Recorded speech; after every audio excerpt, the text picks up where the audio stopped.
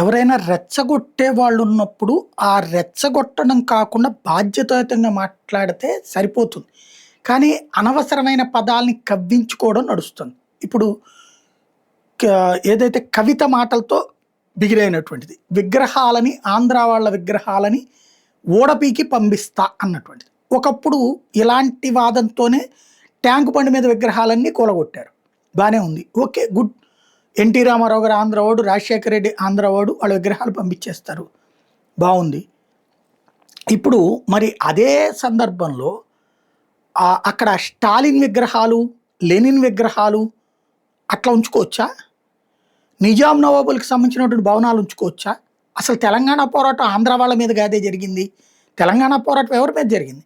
హైదరాబాద్ సంస్థాన విముక్తి ఎవరి కోసం జరిగింది? ఎవరి నుంచి జరిగింది? నిజాం నవాబుల అరాచకాలు తట్టుకోలేక, రజాకారుల అరాచకాలు తట్టుకోలేక చేస్తే, ఆ రజాకారులకు సంబంధించినటువంటివన్నీ కూడా జ్ఞాపకాలు అట్లా పెట్టుకుంటారా? అదే ఆంధ్ర వాళ్ళు ఆ తర్వాత కాలంలో కలిస్తేనే కదా అంత అభివృద్ధి సాధ్యమైంది. ఆంధ్రాలో మా నాయకులందరికీ సిగ్గుశరం లేకుండా ప్రతిదీ తీసుకెళ్ళి ఇక్కడ ఉన్నటువంటి విజయవాడలో ఉన్నటువంటి ఆసియాలోని అతిపెద్దదైనటువంటి ఏదైతే ఆటో నగర్ తీసుకెళ్ళి తెలంగాణకు మార్చుకున్నారు. బెజవాడలో అతిపెద్దదైనటువంటి ఫార్మా రంగాన్ని తీసుకెళ్ళి అక్కడ మార్చుకున్నారు. ఎడ్యుకేషన్ రంగాన్ని కూడా తీసుకెళ్ళి అక్కడ పెట్టుకొచ్చారు. మా దరిద్రం ఏంటంటే మా నాయకులందరూ హైదరాబాద్ బాగు చేస్తే ఉమ్మడిగా బాగుపడుద్దని లక్షల కోట్ల రూపాయలు తీసుకొచ్చి హైదరాబాద్ అభివృద్ధిలో పెట్టారు.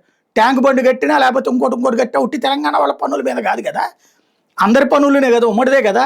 రాష్ట్రంలో ఉన్నటువంటి 23 జిల్లాల్లో 10 జిల్లాలు తెలంగాణలో ఉంటే 13 జిల్లాలు ఆంధ్ర నుంచి వచ్చినటువంటి డబ్బులు కదా ఉన్నాయి కదా. అందులో కనీసం 60% షేరింగ్ ఉంది కదా. అయినా సరే ఎవరో ఆంధ్ర వాళ్ళు తప్పు పట్టట్లేదు. మధ్యలో ఈ తెలంగాణ ఉద్యమకారులు అనేటటువంటి వాళ్ళు కూడా ఎవరు తప్పు పట్టట్లా. కొంతమంది ఇట్లాంటి కవిత లాంటి వాళ్ళు మళ్ళీ కవ్విస్తున్నారు, రెచ్చగొడుతున్నారు. దానికి మరి కొంతమంది నాయకులు అంటే ఇంతకుముందు తెలంగాణ ఉద్యమం టైంలో హడావిడి చేసి ప్రచారం పొంది కొంతమంది ఎమ్మెల్యేలు ఎంపీ అయ్యారు కాబట్టి ఇప్పుడు మళ్ళీ అవుదామని చెప్పి మార్వాడీలు పంపించేద్దాం, ఆంధ్రవాడిని దరిమేద్దాం, ఇట్లాంటి మాటలు మాట్లాడుతున్నారు. అలాంటి వాళ్ళని ఆదిలోనే కంట్రోల్ చేయాల్సిన బాధ్యత తెలంగాణ సమాజం మీద ఉంది.